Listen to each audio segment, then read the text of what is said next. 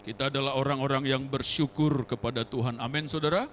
Ya, saudara, perhatikan baik-baik bahwa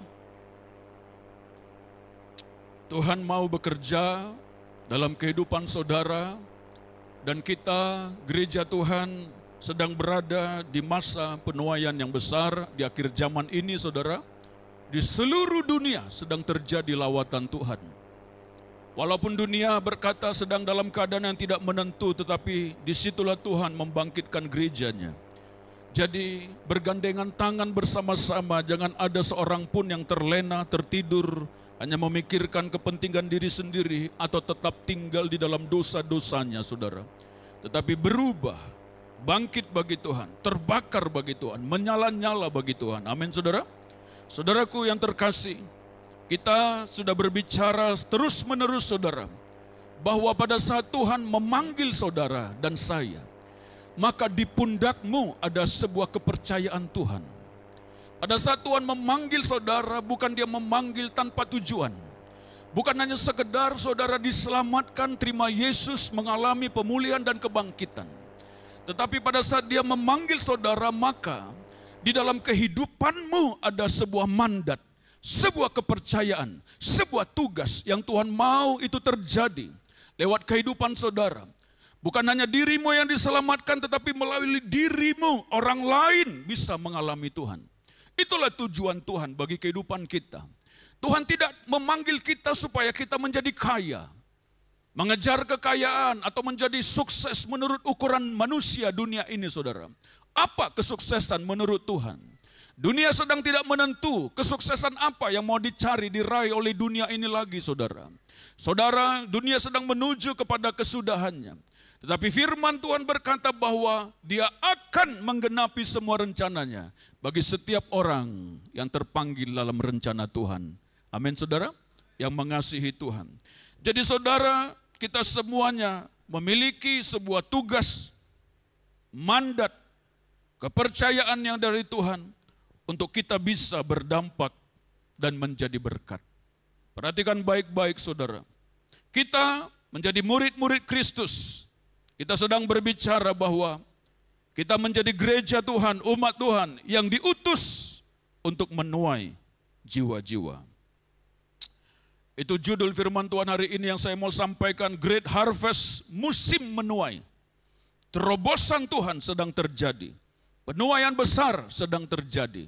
Jangan ada seorang pun yang tertinggal, tertidur.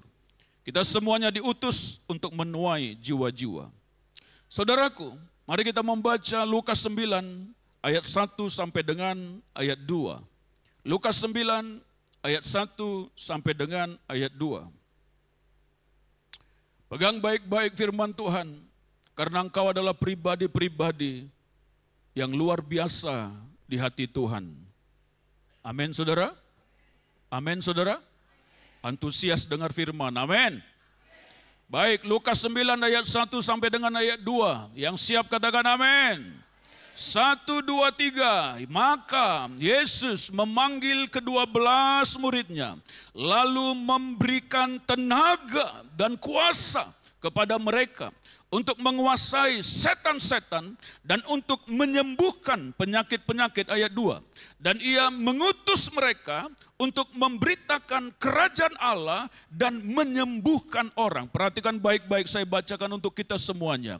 Maka Yesus memanggil ke-12 muridnya. Saya mau bertanya, apakah saudara murid-murid Kristus? Apakah saudara murid-murid Kristus? Kurang keras. Apakah saudara murid-murid Kristus? Amin. Maka Yesus memanggil ke-12 muridnya, lalu memberikan tenaga dan kuasa kepada mereka. Untuk apa? Untuk menguasai setan-setan. Artinya apa? Supaya engkau berkuasa atas kuasa-kuasa kegelapan itu dan dia tidak bisa mengganggu kamu lagi. Kalau ada anak-anak Tuhan masih penuh dengan ketakutan di rumahnya, saudara, ada sesuatu di situ. Engkau harus berjalan dalam kuasa Tuhan, karena kamu adalah anak Tuhan. Dia memberikan kuasa, tenaga, menguasai setan-setan, dan untuk menyembuhkan penyakit-penyakit, ayat 2. Dan ia mengutus mereka. Mengutus siapa, saudara? Mengutus siapa? Murid-muridnya. Dan ia mengutus mereka untuk memberitakan kerajaan Allah dan untuk menyembuhkan orang. Wow, ini luar biasa loh saudaraku.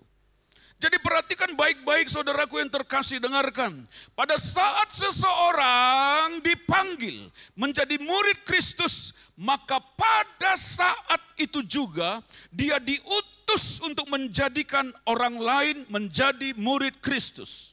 Sekali lagi, pada saat seseorang dipanggil menjadi murid Kristus, saudara dan saya menjadi murid Kristus, maka pada saat itu juga saudara, kita semua diutus untuk menjadikan orang lain menjadi murid Kristus. Artinya apa? Artinya ada mandat, ada tugas yang Tuhan percayakan pada diri seorang murid Kristus, yaitu pergi menjadikan orang lain menjadi murid Kristus. Jadi saudara hidup bukan hidup untuk diri sendiri lagi. Kita hidup bukan untuk kepentingan, tujuan, sukses diri kita sendiri lagi.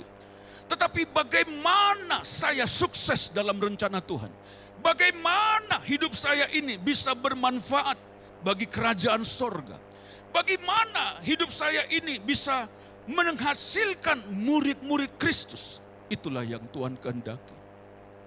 Amin saudara. Jadi saudaraku yang terkasih, murid Kristus itu siapa? Murid Kristus adalah orang yang diutus untuk memberitakan kerajaan Allah, untuk memberitakan kabar baik, untuk memberitakan berita keselamatan dan pengampunan dosa di dalam Yesus Kristus. Jadi murid Kristus itu adalah orang yang diutus untuk memberitakan kerajaan Allah, kabar baik, berita tentang pengampunan dosa di dalam Yesus Kristus. Jadi saudara, pada saat saudara dan saya dipanggil menjadi anak-anak Tuhan dan Roh Allah masuk dalam kehidupan saudara, maka di dalam dirimu ada kuasa. Jadi kau nggak perlu takut lagi sama setan. Yang hari-hari ini ditakutkan bukan setan, manusia.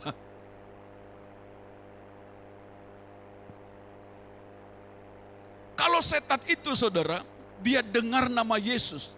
Dalam nama Yesus. Kau berbicara dengan kuasa Tuhan. Dalam nama Yesus. Maka setannya pergi saudara. Darah Yesus. Maka setannya takut saudara. Ya.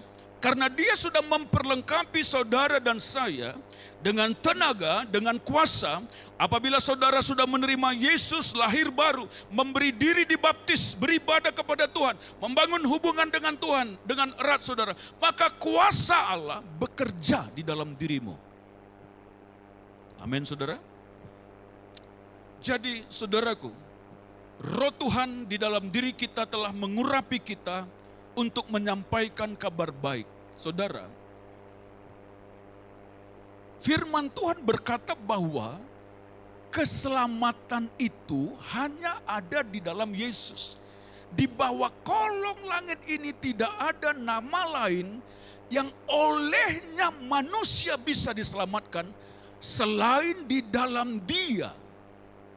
Kisah Para Rasul 4 ayat 12. Selain di dalam Yesus, keselamatan itu. Jadi itulah sebabnya Yesus datang ke dunia ini untuk memberikan keselamatan bagi seluruh umat manusia yang mau percaya kepada Dia. Nah pada saat Dia terangkat, Dia mencurahkan Roh Kudus-Nya bagi saudara dan saya.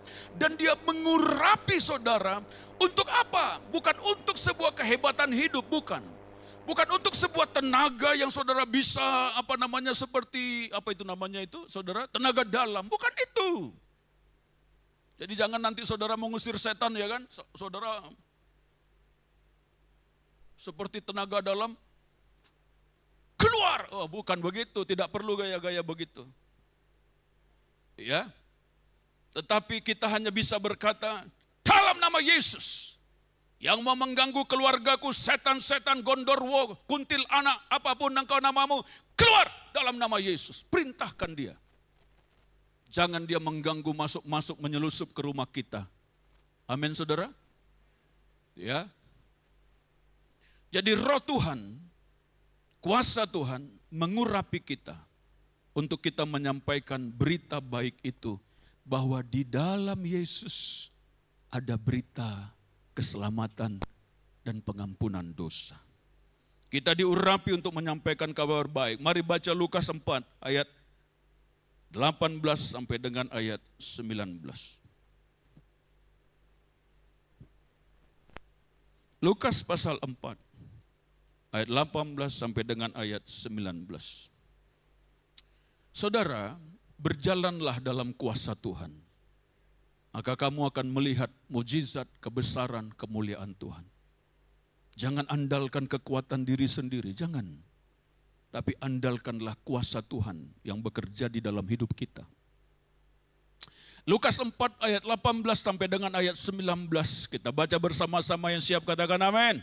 1, 2, 3, Roh Tuhan ada padaku, oleh sebab ia telah mengurapi aku untuk menyampaikan kabar baik kepada orang-orang miskin, dan ia telah mengutus aku untuk apa? Untuk memberitakan pembebasan kepada orang-orang tawanan dan penglihatan bagi orang-orang buta, untuk membebaskan orang-orang tertindas, untuk memberitakan tahun rahmat Tuhan telah datang. Roh Tuhan Allah ada padaku, ada padamu. Amin saudara. Katakan sama-sama, Roh Tuhan Allah ada padaku, mengurapi aku untuk menyampaikan kabar baik. Amin saudara.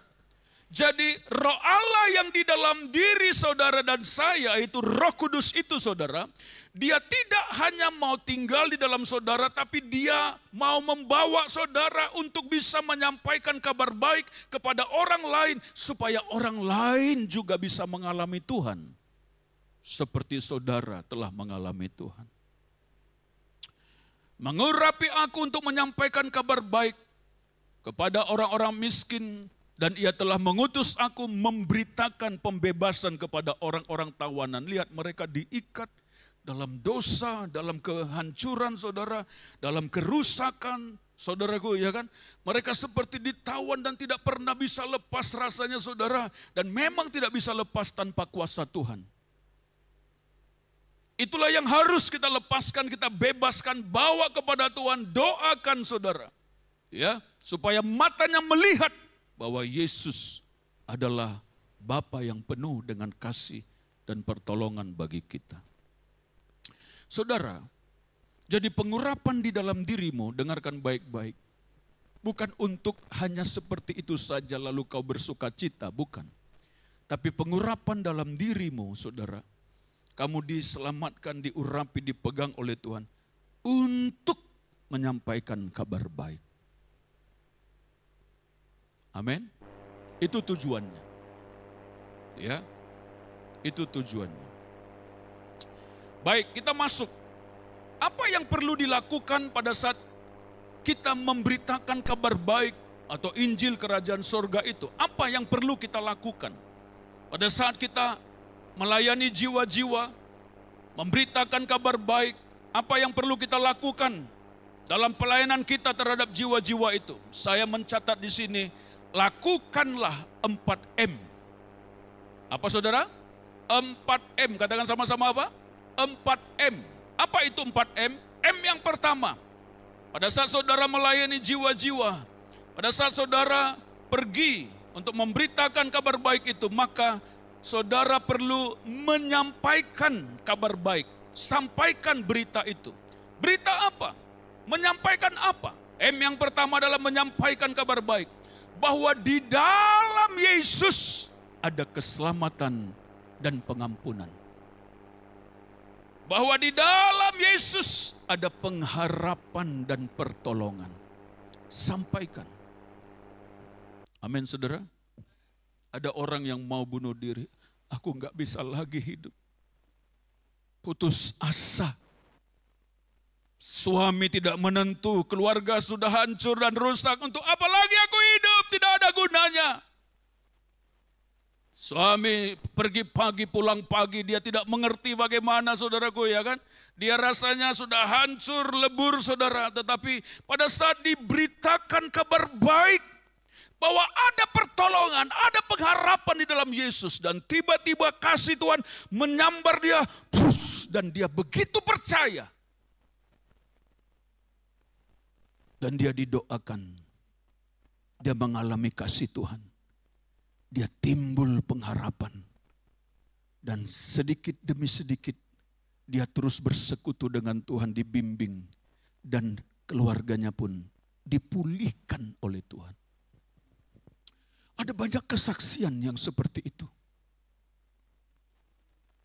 Pada saat seseorang menerima kabar baik, saudara, di luar sana, di luar Yesus, saudara, aduh saudara, ya, ada anak-anak muda yang tidak karuan, ada anak-anak yang bunuh diri, ada orang-orang saudara yang putus cinta, terjun dari jembatan kahayan saudara, ada yang macam-macam. Putus asa, sampaikan berita baik, sampaikan kabar baik. Hei, jangan bunuh diri kamu, jangan kamu lari dari masalahmu, jangan kamu menjadi hancur lagi. Tetapi dengarkan baik-baik bahwa di dalam Yesus masih ada pengharapan. Amin, saudara. Satu ketika seorang ibu perempuan, saudara, dia sudah lari dari keluarganya dan suaminya pergi, saudara. Ya, mereka sudah bercerai, saudaraku. Yang satu tetap dalam kondisi perceraian, yang satu juga tetap, saudara, tidak menikah lagi, saudara.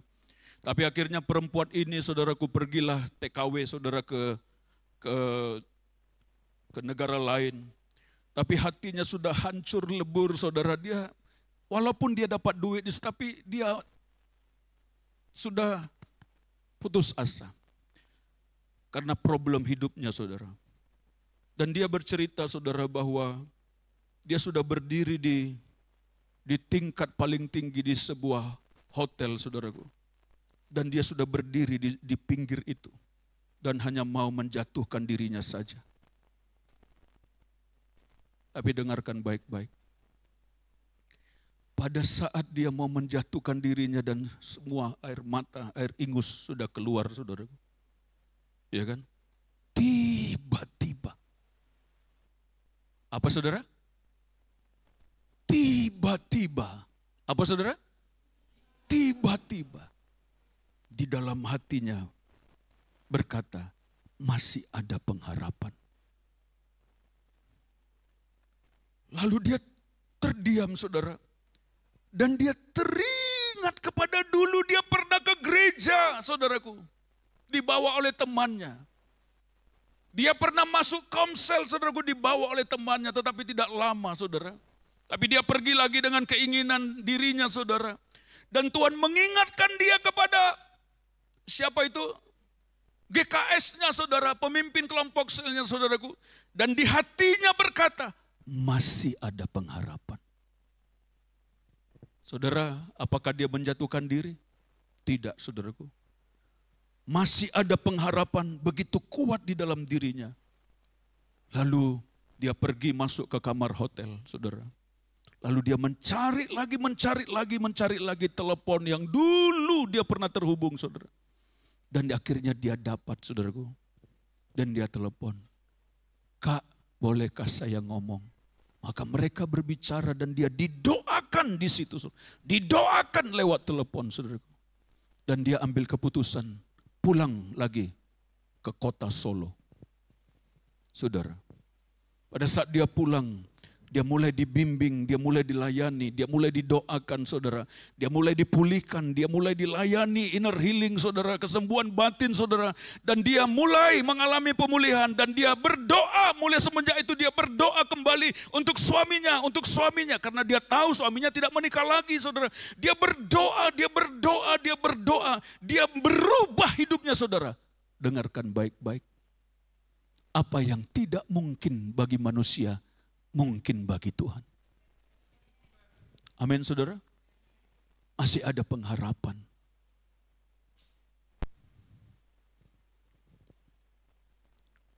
Singkat cerita, saudaraku. Suaminya itu gak tahu Kenapa beberapa hari ini dia teringat kepada istrinya yang dulu itu. Dia teringat dan hatinya mau bertemu, hatinya bertemu. Nggak ngerti dia saudara, kenapa? Padahal sudah lama mereka berpisah. Dan akhirnya dia cari saudara, dia ketemu dengan istrinya.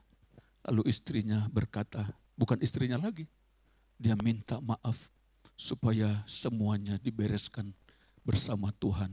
Orang itu juga minta maaf saudara. Tetapi setelah itu selesai saudara, mereka akhirnya bersatu kembali. Yang tidak mungkin bagi manusia, mungkin bagi Tuhan. Amin saudara. Masih ada pengharapan di dalam Yesus. Tidak ada yang mustahil. Pada saat seseorang datang kepada Yesus, maka Yesus yang sanggup menolong orang itu. Dunia tidak sanggup, siapapun tidak sanggup, psikiater sekalipun tidak sanggup saudara, untuk menolong lagi saudara. Tapi pada saat dia datang kepada Yesus, dia diberitakan kabar bahwa masih ada pengharapan. Maka dia pun mengalami pemulihan. Itulah tujuan Tuhan lewat hidupmu, supaya orang lain bisa diselamatkan. Amin saudara. Apa yang kedua yang harus kita lakukan? 4M yang kedua adalah mengusir setan. Pada saat kita melayani jiwa-jiwa saudara, maka 4M. Yang M kedua adalah mengusir setan. Usir setan yang membelenggu hidup orang lain yang kita sedang layani. Usir setan. Karena saudara, orang di luar Yesus itu saudara, itu sudah dikuasai dengan kuasa dosa, ditaklukkan dengan kuasa kegelapan saudara, sehingga dia tidak bisa lepas dari situ. Itulah sebabnya pada saat kita melayani atau sebelum datang ke tempat mereka, kita sudah doa dulu di rumah. Bahkan kita sudah doa puasa saudara. Kita doa untuk dia, kita tengking kuasa kegelapan. Kita usir yang mau mengganggu jiwa yang sedang mau kita layani ini. Dalam nama Yesus. Dan kita pergi ke sana saudara. Coba baca Lukas 10 ayat 19 sampai 20. Lukas 10 ayat 19 sampai 20. Demikian firman Tuhan, sesungguhnya aku telah memberikan kuasa kepada kamu untuk apa? Untuk menginjak ular dan kalajengking. Dan kuasa untuk apa? Untuk menahan kekuatan musuh. Siapa musuh kita? Iblis. Ya, sehingga tidak ada yang akan membahayakan kamu. Amin saudara. Jadi kepadamu telah diberikan kuasa untuk menginjak ular, menginjak kalajengking. Ini berbicara tentang simbol-simbol kuasa setan, kegelapan saudara. Untuk menahan kekuatan musuh. Sehingga tidak ada yang akan membahayakan kamu, ayat 20. Namun demikian janganlah bersukacita karena roh-roh itu takluk kepadamu, tapi bersukacitalah karena namamu terdaftar di surga. Ya, tapi firman Tuhan berbicara bahwa engkau diperlengkapi dengan kuasa. Jadi pada saat engkau melayani jiwa, layani dia pelepasan. Usir setan-setan, usir kuasa kegelapan yang mengikat dia, yang membuat dia sakit dalam nama Yesus. Jangan takut. Amin saudara. Jangan takut. Di dalam diri saudara ada roh Allah. Saya bingung kalau ada anak-anak Tuhan pada saat melihat hantu maka dia lari terbirit-birit. Pada saat dia melihat bahu tai kuntil anak, dia lari terbirit-birit. Hadapi aja. Kalau di rumah saudara masih ada rasanya, kehadiran setan itu saudara, yaitu membuat kita ada rasa takut dan ini bisa merinding kalau dia ada di situ. Ya, ada sesuatu yang tidak enak dan mengganggu kita, menimbulkan rasa takut, bukan rasa damai sejahtera. Kalau itu terasa di rumah saudara, maka saudara berdiri, jangan saudara ngumpet ke lemari atau ke bawah kolong. Kamu anak raja kok kamu lari begitu? Kita anak Tuhan kok kita takut sama yang itu? Hadapi. Dalam nama Yesus. Kuasa-kuasa kegelapan yang coba ada di sini dalam nama Yesus. Kami baru, pernah saya cerita ya saudara. Kami kemana itu saudara, ke Tamiang Layang ya kemarin ya. Jadi Bapak-bapak orang STT itu setelah kami kumpul, nginap di mana Pak? Itu nginap di hotel yang ini yang punya ada orang patung Bali itu. Oh, di situ kah Pak? Iya. Gak takut Pak? Loh, kenapa rupanya Pak?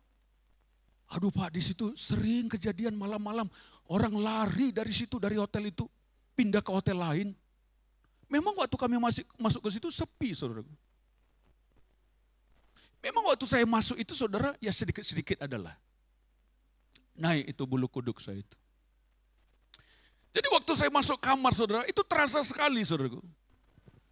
Kebetulan kamar kami itu, saudara, akhirnya kami sendiri-sendiri karena tempat tidurnya cukup untuk satu orang, walaupun agak lebar, dua orang udah kesempitan, saudaraku. Jadi satu-satu.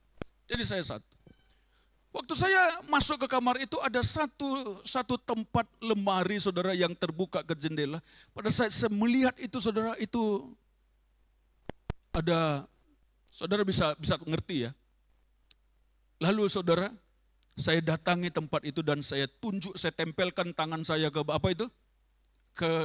Ke jendela itu. Dalam nama Yesus, anak Tuhan mau tidur di sini, kalau yang duduk-duduk di sini, keluar. Mungkin dia duduk-duduk di situ kan, saya nggak tahu ya kan. Keluar dalam nama Yesus. Lalu waktu kami ketemu, saudara, nggak ada ganggu kah Pak? Enggak, aman aja. Oh iya.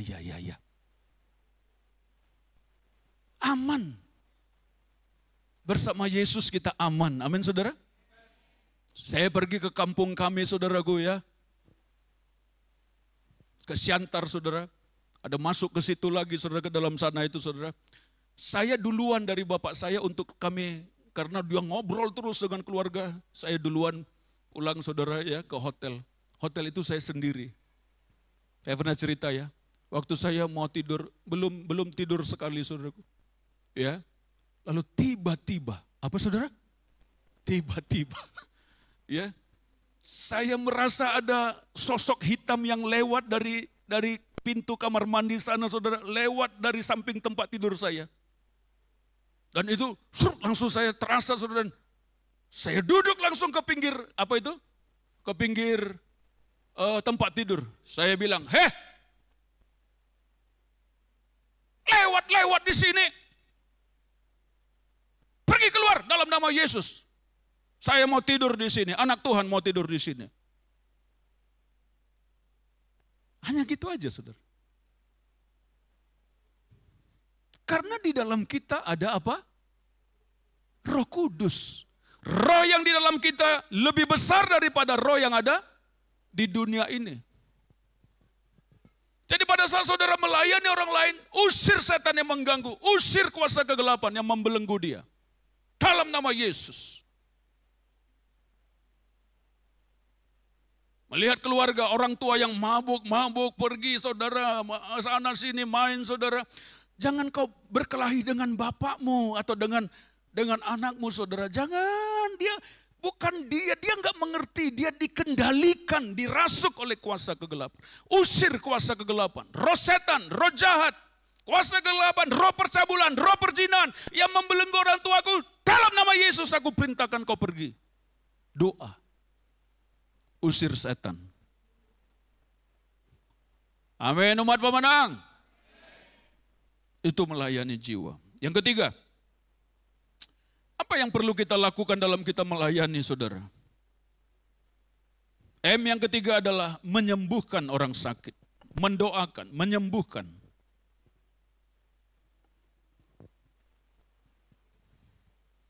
Lukas 9 ayat 20, Lukas 9 ayat 2 tadi berkata apa, saudara?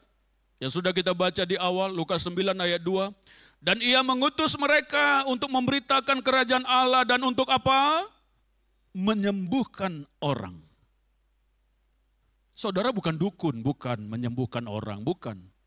Ada kuasa Roh Kudus yang mengasihi orang lain supaya orang lain bisa mengalami pemulihan. Maka saudara perlu mendoakannya, perlu menumpangkan tangan, perlu menyembuhkannya. Dalam nama siapa? Dalam nama Yesus jadilah sembuh. Coba kita baca Kisah Para Rasul 3 ayat 6. Kisah Para Rasul 3 ayat 6.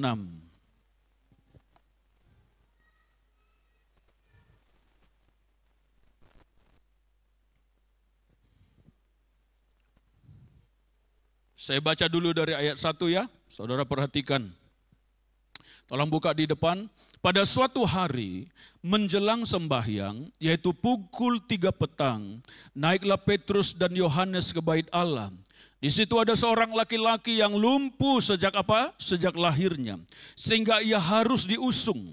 Tiap-tiap hari orang itu diletakkan dekat pintu gerbang bait Allah yang bernama Gerbang Indah untuk meminta sedekah kepada orang yang masuk ke dalam bait Allah. Ketika orang itu melihat bahwa Petrus dan Yohanes hendak masuk ke bait Allah, ia meminta sedekah. Mereka menatap dia dan Petrus berkata, "Lihatlah kepada kami." Dia minta sedekah, sedekah gitu ya. Ya kan? Tapi Petrus dan Yohanes lewat. Tuhan Yesus sudah terangkat, saudara. Ya, sudah naik ke surga. Ayat 5. Lalu orang itu menatap mereka dengan harapan untuk mendapat sesuatu dari mereka. Tetapi Petrus berkata, apa katanya? Emas dan perak tidak ada padaku.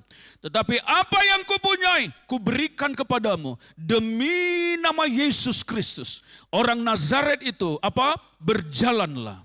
Ayat 7, perhatikan.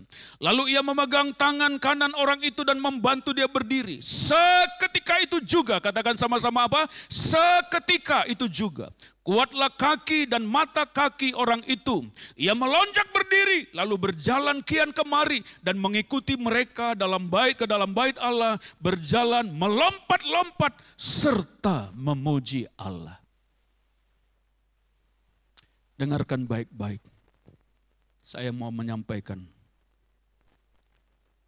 Dengarkan. Pada saat kamu pergi ke satu tempat, pergi ke rumah tetangga, pergi ke rumah keluarga, pergi ada di kampus, dengarkan. Dan tiba-tiba Roh Allah akan menggerakkan kamu untuk mendoakan mereka. Seseorang itu. Dan orang itu akan mengalami Tuhan. Dengarkan. Roh Tuhan sedang bekerja. Dia akan berbicara di hatimu, dia akan berbicara di hatimu, dia akan menggerakkan engkau untuk mendoakan orang itu. Petrus Yohanes berjalan, saudara. Dan dia diperhadapkan oleh orang yang sejak lahir lumpuh, saudaraku. Ya, dan dia berkata, lihat kepada kami. Emas dan perak tidak ada padaku. Tetapi demi nama Yesus orang Nazaret itu, berjalanlah. Siapa yang membuat mereka bisa mampu begitu? Kuasa siapa? Bukan kuasa mereka. Mereka adalah bekas nelayan. Tapi mereka adalah murid Kristus. Sama seperti saudara dan saya adalah murid Kristus. Amin, saudara. Dan dia berkata, demi nama Yesus, berjalanlah. Dengarkan, kamu akan dibawa oleh Tuhan, diingatkan Tuhan, digerakkan Tuhan pada saat kamu melihat seseorang. Dan Tuhan menggerakkan, doakan dia. Doakan dia. Doakan dia. Dengarkan baik-baik.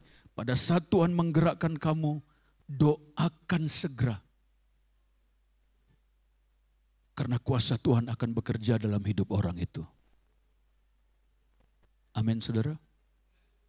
Siap dipakai Tuhan, saudara. Amin. Siap dipakai Tuhan. Amin, saudara.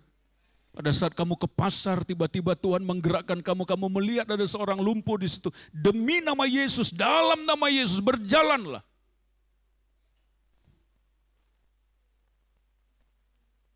Ini yang Tuhan mau lakukan. Great harvest. Jadi apa M yang ketiga, saudara? Sembuhkan, menyembuhkan, mendoakan orang sakit. Jangan takut. Nanti kada sembuh, kenampi bagaimana? Bukan urusan kita sembuh atau tidak sembuh. Tugas kita hanya apa? Mendoakan. Berharap kepada Tuhan supaya Tuhan menyembuhkan. Amin, saudara. Kesembuhan itu ada dua. Kesembuhan mujizat seketika itu dia berjalan. ada kesembuhan ilahi. Dia berangsur-angsur sembuh, mungkin 2-3 hari dia sembuh. Doakan aja.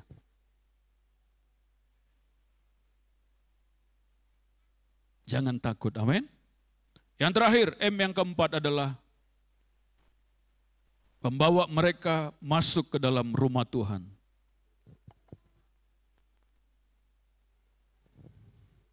Apa yang harus kita lakukan setelah kita memberitakan kabar baik, mereka meresponi Tuhan, mereka didoakan saudara ya. Dan dia mengalami Tuhan, lahir baru, terima Yesus saudaraku. Dan yang keempat adalah saudara, membawa mereka masuk ke dalam rumah Tuhan. Dengarkan baik-baik, jiwa-jiwa yang telah dilayani perlu dibawa ke rumah Tuhan. Ya. Jiwa-jiwa yang sudah telah dilayani perlu dibawa ke rumah Tuhan atau gereja Tuhan. Ke dalam komunitas keluarga Tuhan. Untuk apa? Untuk pertumbuhan rohaninya. Karena Tuhan berkata apa? Ajarkanlah mereka apa? Melakukan. Di mana mengajarkan melakukan? Di rumah Tuhan. Sebagai keluarga Tuhan. Sama seperti seorang ayah mendidik anak-anaknya mengajarkan sesuatu.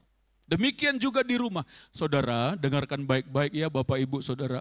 Gereja Tuhan itu bukan tempat hanya datang begitu saja persinggahan. Bukan. Gereja Tuhan itu keluarga. Katakan sama-sama apa? Keluarga. Sekali lagi apa? Keluarga. Tempatkan dirimu untuk hidup dalam sebuah keluarga. Karena di dalam keluarga lah kita mendapatkan dukungan, dapatkan pengayoman dari orang tua, dari Tuhan saudara. Di dalam keluarga lah kita mendapatkan pengajaran-pengajaran, dukungan-dukungan, doa-doa di dalam keluarga. Ada keluarga secara jasmani, ada juga keluarga secara rohani. Jadi tempatkan diri kita pada sebuah keluarga. Demikian juga jiwa-jiwa yang kita layani, bawa dia masuk ke dalam sebuah keluarga Allah, keluarga rohani. Supaya dia diajarkan, diayomi, dibimbing, dilayani dengan baik. Itulah gereja.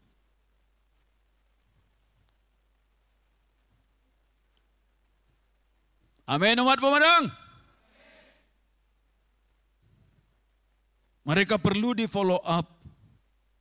Mereka perlu diajar firman Tuhan. Sehingga mereka menjadi murid Kristus sama seperti kita. Itulah gereja. Gereja bukan tempat hanya sekedar ibadah, bukan. Gereja adalah sebuah keluarga yang mengayomi. Bapak rohani terus berdoa kepada Tuhan. Jagai kawanan dombamu, umat tebusanmu, berkati mereka, buat mereka berhasil dalam pekerjaan keluarga mereka, berkati. Itu didoakan. Pada saat kau menjadi bagian dari keluarga Allah, maka berkat itu turun. Amin, saudara. Ya, dan di dalam rumah keluarga kita melayani. Jadi saya menghimbau Bapak Ibu, jangan jadi anak Tuhan yang liar. Kamu harus tahu di mana kamu berkeluarga.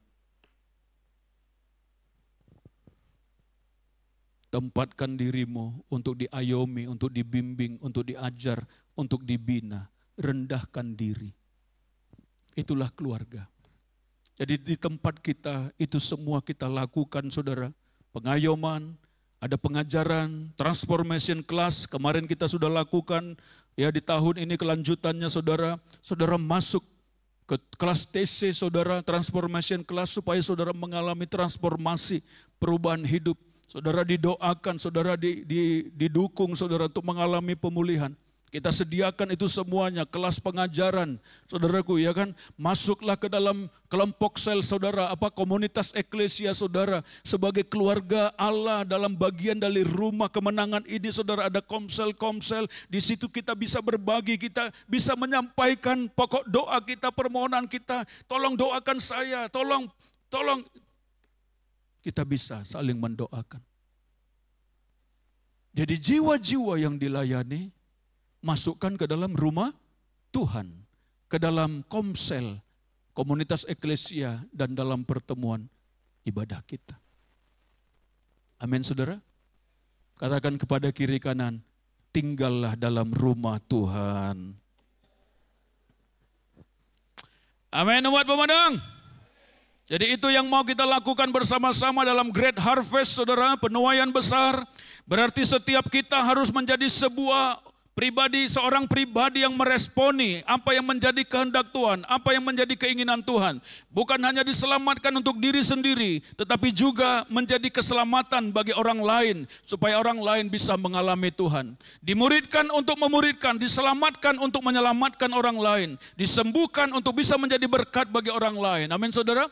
Jadi saudara, di pundak saudara ada tugas mandat ilahi untuk supaya lewat hidup kita jiwa-jiwa dituai bagi Tuhan. Tetap setia, tetap semangat dalam beribadah di rumah Tuhan. Mari kita bangkit berdiri, persiapkan diri kita untuk menikmati perjamuan kudus Tuhan, dan kita berdoa untuk firman Tuhan yang sudah kita terima.